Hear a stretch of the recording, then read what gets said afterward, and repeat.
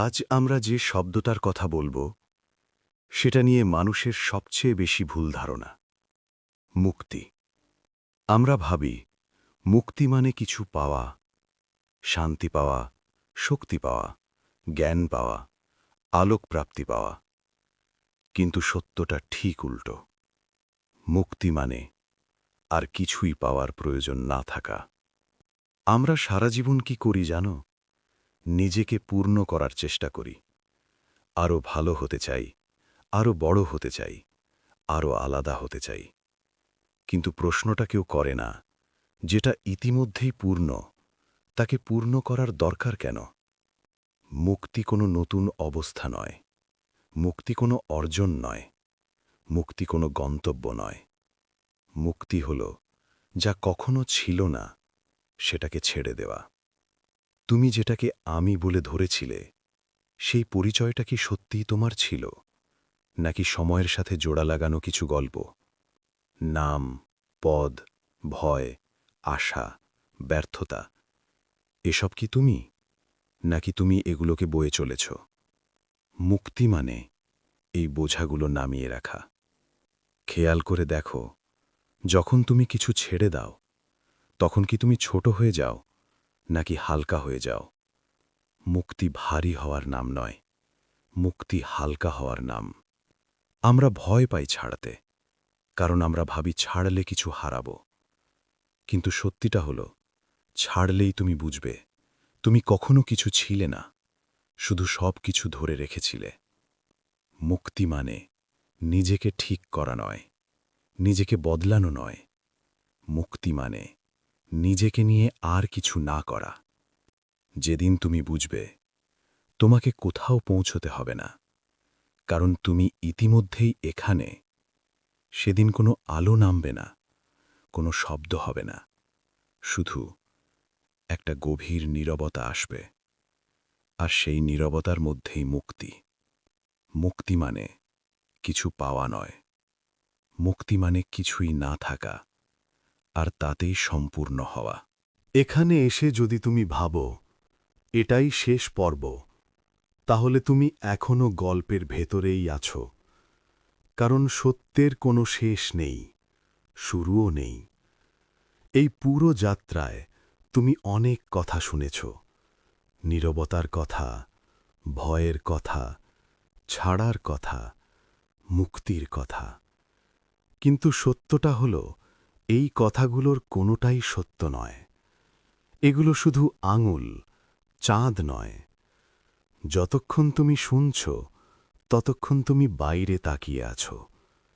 এখন সময় এসেছে ফিরে দেখার। তুমি এতদিন খুঁজেছ কি হবে আমি, কি হওয়া উচিত, কি হারালাম, কি পেলাম। কিন্তু আজ শুধু এই প্রশ্নটা রেখে দাও, যে খুঁজছে সে কে? যদি তুমি মনোযোগ দিয়ে লক্ষ্য করো, দেখবে চিন্তাগুলো আসে, যায়, অনুভূতিগুলো ওঠে, নামে। কিন্তু যে দেখছে সে যায় না, সে বদলায় না।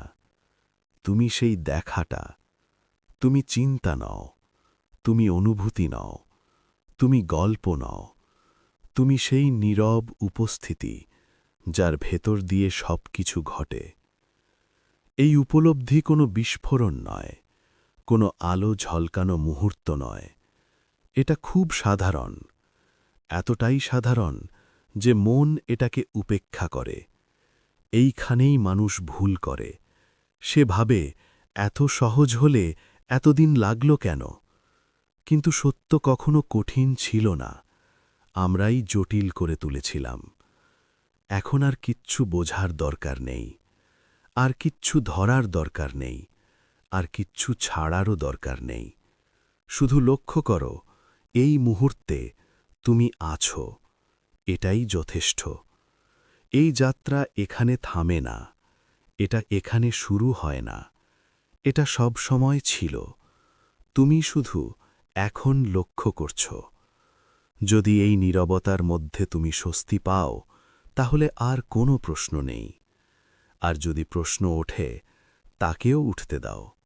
সব ঠিক আছে, কারণ তুমি কোথাও যাচ্ছ না, তুমি কিছু হচ্ছ না, তুমি ইতিমধ্যেই যা খুঁজছিলে।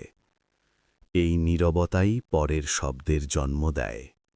শোনো, একটা প্রশ্ন করি। এই মুহূর্তে তুমি যে শব্দ শুনছ, কে শুনছে? চিন্তা আসে। কে জানে যে চিন্তা এসেছে? ভয় জাগে। কে লক্ষ্য করে যে ভয় আছে? সে কখনোই চিন্তা নয়, সে কখনোই ভয় নয়। তুমি শরীর নও, কারণ শরীর বদলায়, আর তুমি সেই বদলটা দেখো। তুমি মন নও, কারণ মন কখনো শান্ত, কখনো অস্থির, আর তুমি দুটোই লক্ষ্য করো। তাহলে তুমি কে? তুমি সেই চেতনা, যার ভেতরে শরীর আসে, মন আসে, জীবন আসে, আবার চলে যায়। চেতনা জন্মায় না, চেতনা মরে না। শৈশবে যে আমি ছিল, আজও সেই একই আমি, শুধু অভিজ্ঞতা বদলেছে।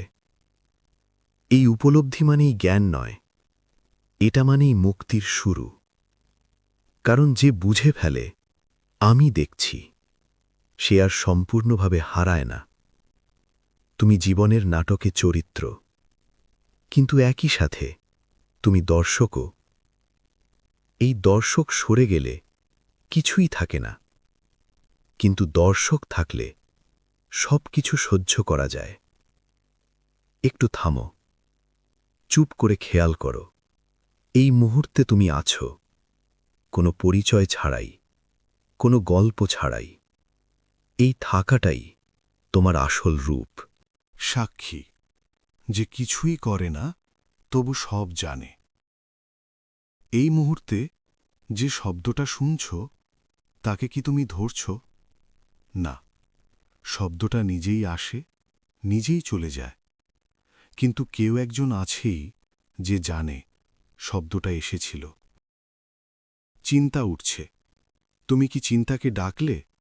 না, তবুও তুমি জানো চিন্তা উঠেছে। এই জানা, এটাই সাক্ষী। সাক্ষী কিছু করে না, সে থামায় না, সে বদলায় না, সে কেবল দেখে। আর এই দেখাটাই সব কিছুর আগে। তুমি ভাবো আমি কাজ করছি, কিন্তু একটু গভীরভাবে তাকাও। হাত নড়ে, কথা বেরোয়, মন সিদ্ধান্ত নেয়, কিন্তু তারও আগে একটা জানা ঘটে। সেই জানাটাই তুমি। সাক্ষীর কোনো বয়স নেই, শৈশবেও সে ছিল, আজও আছে। শরীর বদলেছে, গল্প বদলেছে, ভাষা বদলেছে, কিন্তু যে দেখছে সে বদলায়নি। এই কারণেই কিছু কষ্ট তোমাকে ছুঁতে পারে না। ব্যথা হয়, কিন্তু তুমি ভেঙে যাও না, কারণ ভাঙে যে সে তুমি নও। একবার খেয়াল করো, রাগ উঠছে, ভয় আসছে, আনন্দ হচ্ছে, সবকিছু ঘটছে, কিন্তু কোথাও তুমি নড়ছ না। এই অচল উপস্থিতি তোমার আসল ঘর। এই বুঝে নেওয়াটা কোনো জ্ঞান নয়, এটা একবার দেখে ফেলা। আর একবার দেখলে তাকে আর অদেখা করা যায় না। এখন কিছু করার দরকার নেই, চেষ্টা করারও দরকার নেই। শুধু এই দেখাটাকে নিজের মতো থাকতে দাও। তুমি যা খুঁজছিলে সে কোথাও যায়নি, সেই দেখার মধ্যেই সব সময় ছিল।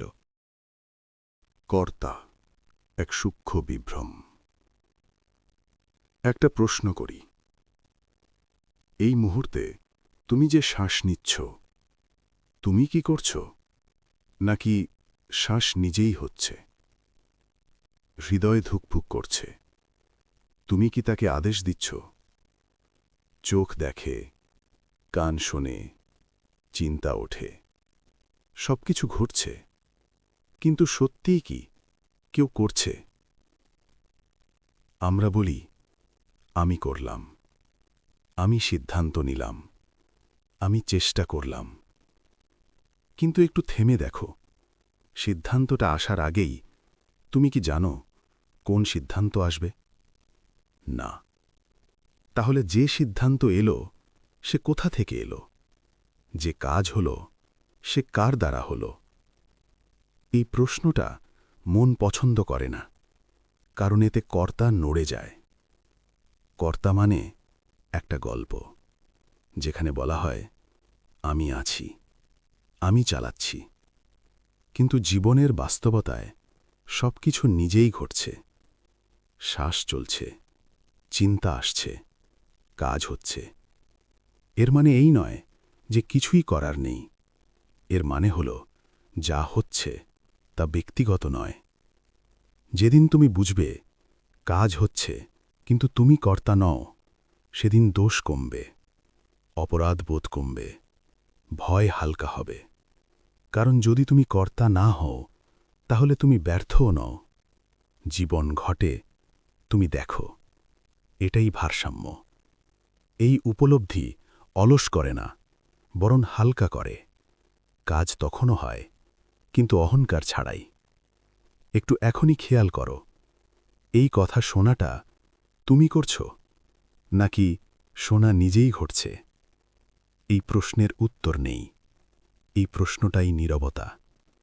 যদি এই কথাগুলো তোমার ভেতরে কোথাও একটু নীরবতা এনে দেয়, যদি শোনার সময় তুমি নিজের সাথেই কিছুটা কাছে আসো, তাহলে এই যাত্রাটা এখানেই থামিও না। এই চ্যানেলে আমরা উত্তর দিই না, আমরা প্রশ্নের ওপারে নিয়ে যাই। চাইলে তুমি এই চ্যানেলটা সাবস্ক্রাইব করতে পারো, যাতে এই নীরব কথাগুলো বারবার তোমার কাছে ফিরে আসে। আর যদি মনে হয় এই কথাগুলো কারো কাজে লাগতে পারে, তাহলে একটি লাইক ও একটি শেয়ার করে এই যাত্রায় সঙ্গী দিতে পারো। প্রতিরোধ, কষ্টের নীরব মূল। কষ্ট আসলে কোথা থেকে আসে? ঘটনা থেকে, নাকি ঘটনার সাথে আমাদের প্রতিরোধ থেকে? একটা মুহূর্ত কল্পনা করো, বৃষ্টি পড়ছে। যদি তুমি বৃষ্টির সাথে লড়ো, তুমি ভিজবে। কিন্তু যদি বৃষ্টিকে হতে দাও, সে শুধু বৃষ্টি। জীবন ঠিক তেমনই। যা ঘটছে তা ঘটছেই। আমরা যেটা করি তা হল এটা হওয়া উচিত ছিল না। এই না মানাটাই কষ্টের জন্ম দেয়। ব্যথা আর কষ্ট এক নয়। ব্যথা আসে, কষ্ট তৈরি হয়। কষ্ট তৈরি হয় যখন আমরা ঘটনাকে মেনে নিই না।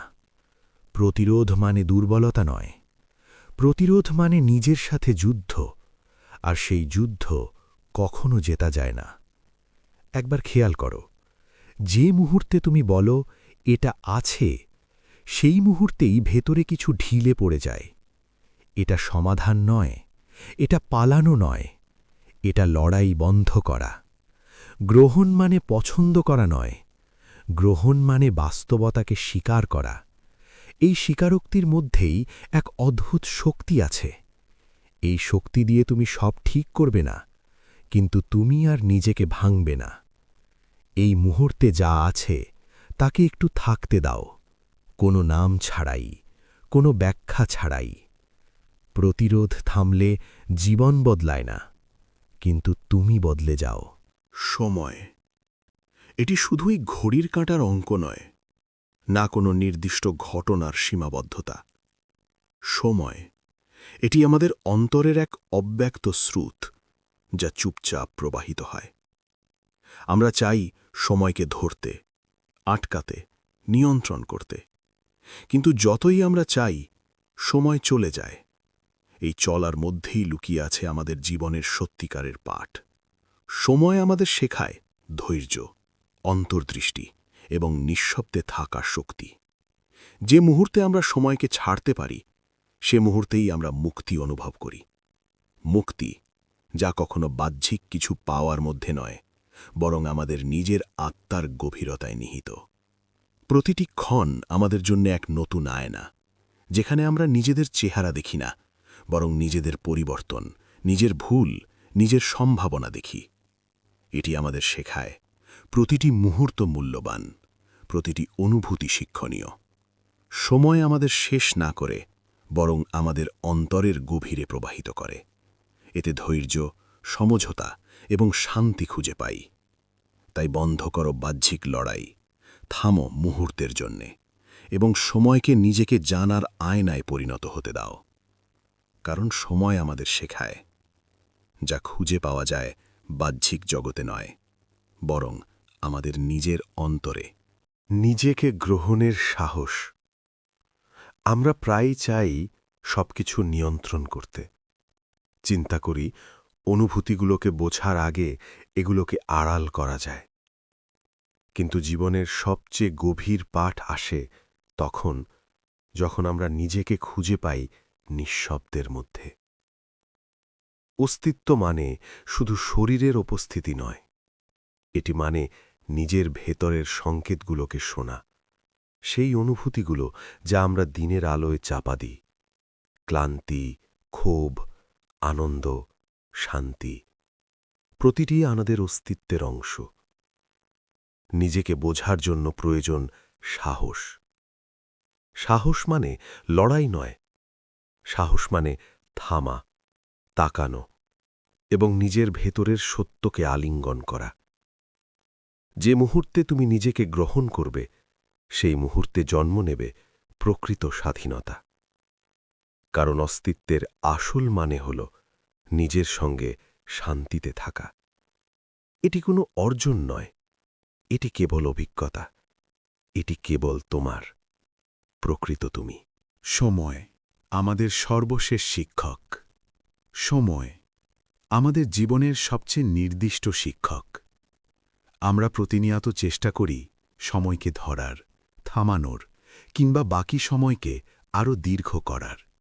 কিন্তু সত্যি কথা হল, সময়কে আমরা কখনো ধরতে পারি না। প্রত্যেক মুহূর্তই আমাদের শেখায়, যদি আমরা শুনতে জানি। ক্ষণস্থায়ী আনন্দ, ক্ষণস্থায়ী দুঃখ সবই আমাদের জীবনের পাঠ। সময়ের সঙ্গে আমাদের যুদ্ধ নয়, বরং সময়ের সঙ্গে আমাদের সখ্য তৈরি করা উচিত। সময় আমাদের শেখায় ধৈর্য, ধীরে ধীরে আমাদের ভেতরের শক্তিকে উদ্ভাসিত করে। আমাদের ভুলগুলো, আমাদের ব্যর্থতাগুলো সবই সময়ের শিক্ষা। আর সেই শিক্ষা গ্রহণ করতে পারলে আমরা সত্যিকারের মুক্তি অনুভব করি। আজ থেকে সময়কে শত্রু ভেবো না, সময়কে বন্ধু বানাও। কারণ সময় শুধু চলে যায় না, সময় আমাদের পরিবর্তন করে, আমাদের গঠন করে, আমাদের পরিপক্ক করে। সময়ই শেষমেশ আমাদের শিক্ষক, আমাদের পথপ্রদর্শক, আমাদের বন্ধু। মনে রেখো, প্রতিটি মুহূর্তই অমূল্য। সময়কে সম্মান করো, সময়কে বোঝো, আর সময় তোমাকে তোমার জীবনের সবচেয়ে মূল্যবান শিক্ষা দেবে। শেষের শুরু, চূড়ান্ত উপলব্ধি। আপনি কি কখনো ভেবেছেন, জীবনের প্রতিটি শেষে কি সত্যিই শেষ, নাকি এটি এক নতুন সূচনার অংশ? আমাদের প্রত্যেকটি দিন, প্রত্যেকটি মুহূর্ত, এমনকি আমাদের ভুল ত্রুটিও আমাদের শেখায় শেষ আসলে নতুন শুরুর নাম। শেষ মানে ক্ষয় নয়, বরং একটি রূপান্তর। এক অধ্যায় বন্ধ হলে অন্য অধ্যায় খুলে যায়। যেখানে আমরা ভয় পাই, সেখানে আমরা সাহস পাই। যেখানে আমরা হারাই, সেখানে আমরা কিছু নতুনকে গ্রহণ করি। জীবন নিজেই একটি অদ্ভুত বই, যেখানে প্রতিটি শেষ পৃষ্ঠায় লেখা থাকে, এখান থেকে নতুন পথে এগোও। সময় আমাদের সাথে খেলে, আমাদেরকে বোঝায় যে আমরা যা ভাবি তা কেবল সাময়িক। শেষ কখনো স্থায়ী নয়। সত্যিকারের মুক্তি আসে সেই বোঝাপড়া থেকে যে সব কিছুই পরিবর্তনশীল। এবং যখন আমরা এই উপলব্ধি করি, তখন আমাদের ভিতরের শান্তি জাগে, যা কখনো হারায় না। আজ আমরা এই সিরিজের শেষ পর্বে এসে বুঝেছি, শেষের ভয় আমাদের শক্তিকে নষ্ট করতে পারে, কিন্তু শেষের উপলব্ধি আমাদের মুক্তি দেয়। এটি আমাদের শেখায়, আমরা কিছু পাই না বা হারাই না, আমরা কেবল আরও গভীরভাবে বোধ করি। এখন এই যাত্রা শেষ হয়েছে, কিন্তু সত্যিকারের যাত্রা হল নিজের অন্তরালকে জানার। প্রতিটি শেষ আসলে আমাদের শুরুর দিশা দেখায়। তাই ভয়কে আলিঙ্গন করুন, সময়কে শ্রদ্ধা করুন এবং নিজের অন্তরের পথে অবিরাম হাঁটুন। শেষে মনে রাখবেন, প্রতিটি শেষই একটি নতুন শুরু। এই কথাগুলো যদি তোমার ভিতরে একটু নড়াচড়া তৈরি করে, যদি শোনার সময় নিজের সাথেই কিছু প্রশ্ন উঠে আসে, তাহলে এই যাত্রায় একাই থেকো না। এই চ্যানেলটা সাবস্ক্রাইব করলে এমন আরও নীরব গভীর কথা সময় মতো তোমার কাছে পৌঁছাবে। আর যদি মনে হয় কারো শোনা দরকার, একটা শেয়ার দিয়েও সে দরজাটা খুলে দিতে পারো।